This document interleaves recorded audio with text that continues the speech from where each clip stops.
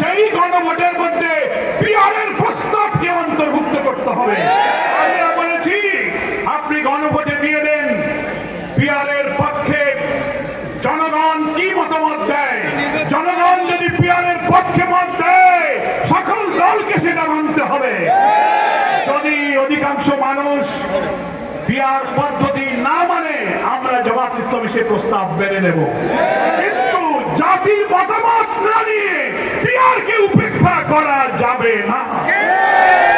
জুলাই সনদ তৈরি হচ্ছে, ঐক্যমত্য কমিশনের দীর্ঘ আলোচনার পরে যেসব সংস্কার প্রস্তাব সবাই একমত হয়েছে সেগুলোই তো জুলাই 4 অন্তর্ভুক্ত হবে এবং সেটার ভিত্তিতেই একটা গণভোট, একটা রেফারেন্ডাম হবে।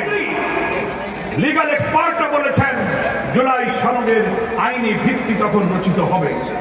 একদিকে একটি জুলাই সনদ বাস্তবায়ন আদেশ, তারপর হচ্ছে একটি গণভোট বা রেফারেন্ডাম, এবং সেই জুলাই সনদ বাস্তবায়ন আদেশ জারি করার আগে তার মধ্যে গণভোটের বিধানটাও আমাদেরকে এই পিআর প্রস্তাব ঢুকিয়ে গণভোটের সিদ্ধান্ত গ্রহণ করতে হবে।